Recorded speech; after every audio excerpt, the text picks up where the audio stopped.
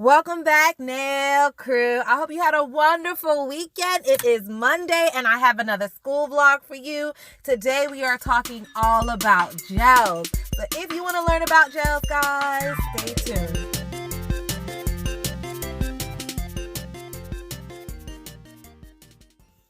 All right, nail crew. So in my school, we typically focus on acrylic, basic acrylic application, but my instructor really wanted me to work on some gel. So this week I did a lot of gel enhancements and I really like gels. Like, I didn't think that I would like it, but to be 100% honest, guys, it's really, really easy to use. I've been bringing knowledge to school with me every day and I've just been really diving into different viscosities of gel. So I really just wanted to show you guys and tell you guys what I've learned. Now, this is going to be a basic overview of gel, guys. Like, don't come here thinking you're going to get every little detail about gel, because it's just going to be a very brief overview. But the first gel I want to show you guys is Builder in a bottle. This is hard gel that is in a bottle that's kind of like nail polish or regular gel polish. So I just want to show you guys, it's very thick. It looks like it's in a regular polish bottle, but it is very thick. So it's not the same consistency as gel polish. The other one I want to show you guys is this xoxo gel. This stuff right here, guys, it is super thick. Now, this is empty because I really do love this gel and I've used every single drop, but I just wanted to show you guys, like, you see how thick that is? It is going nowhere on that brush. It is thick. And I'm not throwing this away yet. I'm going to use every drop in here. So trust me, it's going to get used. I'll probably use it to hold my stones on or something. Make it into some bling gel. But that is the xoxo. And I got that one on Amazon. Yeah, and I think it was really cheap. Maybe like 4 containers for about $7, $8. So very affordable. Now, the next one I want to show you guys is IBD. And no shade, but this one is not my favorite. Like, it has the very same consistency as the Madam Glam Builder in a bottle. So if you want to know what the viscosity is for Madam Glam Builder in a bottle and you have IBD, it is very similar. Now, this one is the most expensive hard gel that I have, but I will not be repurchasing this again. I just will not. No shade, it works well, but I could use any of these other brands and get the same kind of a look. I'm not going to spend that much money again. So the next one I want to show you guys is Yogi. Y'all already know Yogi is my favorite. And I just want to show you guys how thick this is. So this one is not as thick as the xoxo. Xoxo is almost like paste. This one is not as thick, but it is still very thick and way thicker than that IBD. So I just want to show you guys that. This one is my favorite. I just really love it. And I think this is going to be the one we're going to demo today. I mean, duh. You already knew what time it was, nail crew, but I did want to show you guys different options so you can make the best decision for you, okay? So to do a gel enhancement, you have to do the same prep as always. Push back the cuticles, file off the shine. So just like acrylics or polygel or any nail enhancement, if you leave the surface of the nail shiny, they will lift, they will peel off. It just will be a whole waste of time. So just go ahead and file off all the shine before you start. Here I'm just dusting it off with a brush I got from the dollar store. Now, I have these nail forms. They're clear. I've used them before and they're clear. The only difference between these forms and my other forms is that when you're using gel, it allows the light to penetrate straight through the nail, top to bottom, okay? If you don't have any clear forms, you don't have to go out and purchase them. But if you have them, I think they're really good when you're using gel. You're going to apply this form the same way that you would any other form. Just make sure that it is straight and the lines on the form are symmetrical on each side of the nail bed, okay? So if you pay attention to that and then you make sure that it is sticking to the finger and there is no gap between the free edge of the nail and the nail form, then you should be fine. It's going to take practice and I'm not an expert at it either. But the more you use forms, I'm telling you guys, the more you would like it. I prefer forms over nail tips any day. I really do. Now, once the form is on the nail, you want to go ahead and dehydrate the nail and add your primer. I'm going to show you guys several different primers. Here are 2 that you have to cure in the light. Okay, and then here are 2 non-acid primers that you do not have to cure in the light. And then here is an acid primer that you do not have to cure in the light. So for today, I'm just going to go with my Yogi primer. No real reason other than, hey. I like it. So like I said before, after you apply it to the nail, you go ahead and cure it in the light for 30 to 60 seconds. And now we could go in with our base coat. Now, you could literally use any base coat that you want, but today I got this new one. It's from iMethod Beauty, guys, and I just really want to try it. I can't wait till to try it Tuesday. I just really want to try it right now. So I'm showing you guys the back of it. It tells you the cure time right on the back, and it says that this top coat is non-sticky, meaning it doesn't have an inhibition layer, and it's really good for chrome powder and holographic powder. So remember, iMethod Beauty, this same company, does have some really nice chrome powder. I've used it several times on this channel. The packaging on this box is like absolutely gorgeous. I just had to play with it today. Like, I just really wanted to play with it today. It also has these inserts. Let's see what this says. So you could use this code 10iMethod for 10% off your next purchase on Amazon. So that's pretty cool. I like that unicorn. That's cute. And it says thank you. So you're welcome, honey. You're welcome. All right, let's look what this insert says. I won't read it to you guys. Like, you guys can read. I'm not going to read it to you. But I just want to show you, the depth that she put into the work when she was typing this up. Like, I'm here for it. I appreciate it. It tells you got 100% money back guarantee. What does the back say? It's just instructions on how to use it, step by step. Really, really cool. All right, so let's look at the consistency of the base coat and the top coat. First of all, these bottles are huge. They're 15 milliliters, guys. I had to take a sniff. It doesn't smell any type of way. It smells like regular base coat or top coat. So it's not that thick. If you don't like a super thick base coat or top coat, then boom, this is for you. Really, I used to like it if it was really thick. But now, I don't care how thick or thin it is, as long as it's shiny. Like, if it's really, really shiny, I've come to learn that you don't need to be really thick to be shiny.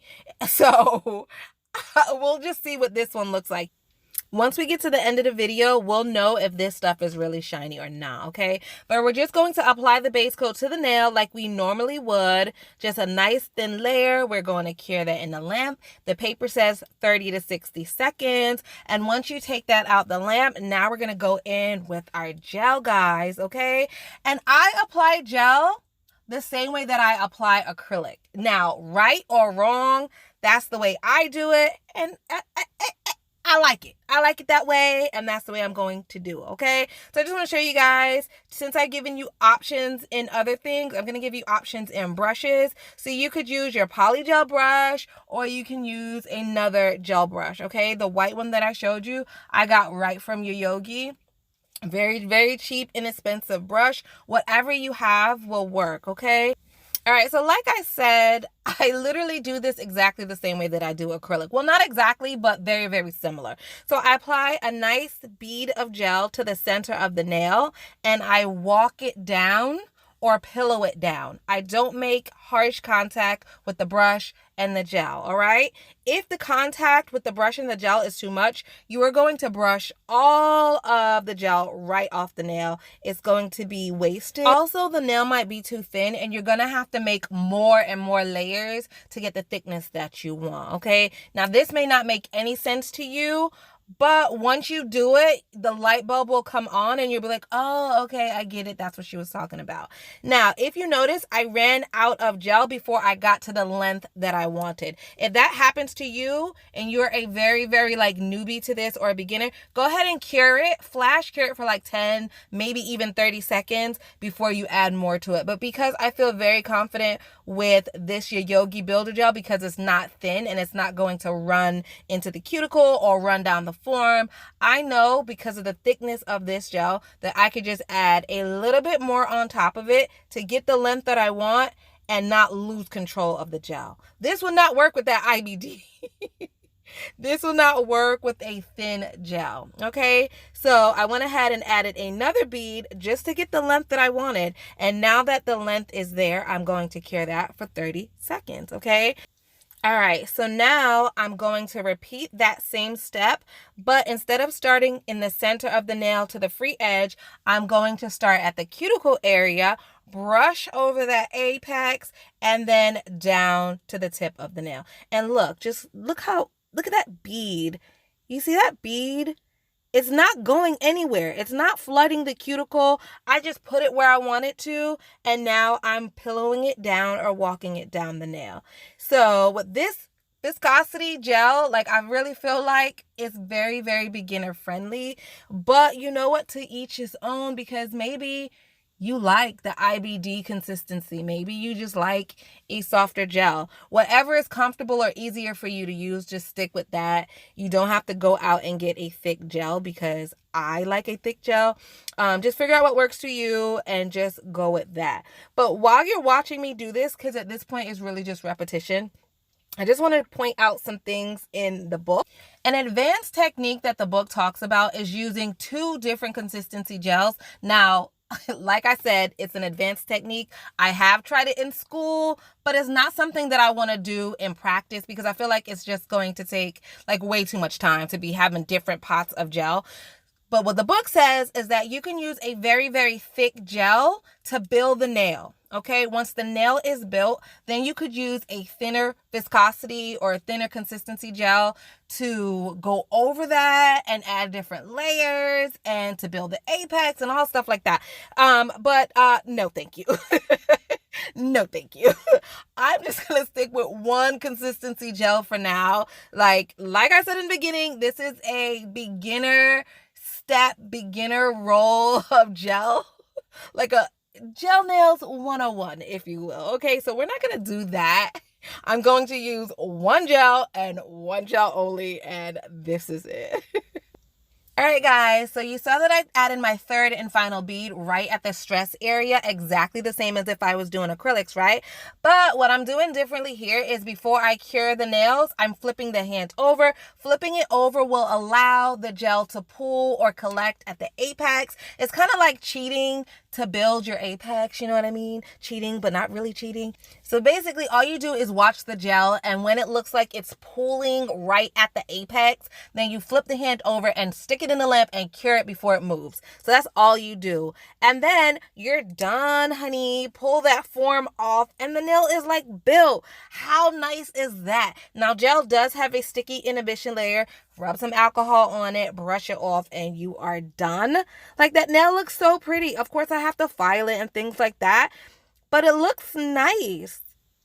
To the naked eye, these nails, you shouldn't be able to tell the difference between an acrylic nail, a gel nail, a polygel nail. Like, to the naked, untrained eye, they should look and feel relatively similar, okay? Not exactly the same, but relatively similar. You can file these nails in the same method or manner that you would file an acrylic nail, but of course, these are a little bit softer. So just like polygel, if you use a very abrasive file, you may leave scratches in the nail, okay? Now, I haven't had problems when using this Yogi gel and scratches, but I do know that with some gels, you can leave scratches in it if you use a file that's too abrasive, okay? But I mean, look at this. Like, I'm using my regular ceramic drill bit, the same one that I use for acrylic, and I'm having no issues. The nails are coming out great. Like, I really like it. I like gel, and it didn't take a long time to build this nail. Not at all. Now, one thing I do want to point out, guys, when you're doing gel nails, it's different from acrylics in the fact that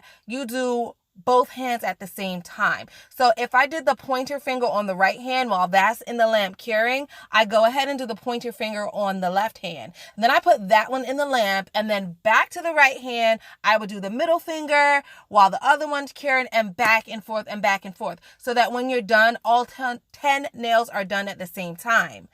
Versus with acrylic, you would just do one whole hand, finish with that, and then do the other hand. I hope that made sense. If it didn't make sense, just let me know, and I will explain it again. Another thing that I feel like you guys are going to ask me is, why the heck does gel burn? You put it in the lamp to cure it, and it's like, oh my God, my hand is on fire. Where is the water? blow this fire off my hand. Fire extinguisher, please, table 1, right? So let me just tell you what the book says. I'm literally just going to read this to you, okay? The heat is a result of the exothermic reaction of the gel that occurs as each bond of the polymer is created. The more bonds that are formed when the gel cures, the more heat that is generated. Likewise, the more bonds that are created when the gel polymerizes or cures, the stronger the gel will be. So, honey, basically, the more it burns, the stronger the gel nails will be. So we just got to take that burn. We got to take the burn, honey, for them strong nails. But I'll tell you how to lessen the burn, okay? So what you do is you could put the nails in the lamp, let it cure for about 5 seconds. Pull the nail out the lamp, put it back in for another 5 seconds, take it out the lamp, and you do that about 3 times. After that 3rd time, you can leave the hand in for the 60 seconds and you should have no more burn, okay? But just know, honey, you're going to have a good, strong, long-lasting nail when you got to deal with a little burn. Like, you know what? No pain, no gain, right? Like, pain is beauty. Pain is beauty. All right, nail crew, that's literally all I have for you today. And listen, this was a very, very basic overview of gels. But trust me, I'm going to get better at it. I'm going to keep practicing at it. And there will be an advanced gel lesson soon. Wait on it, guys. It's coming. I promise. In the meantime, go ahead and click on this video and rock with me all day. I will see you guys tomorrow. Bye.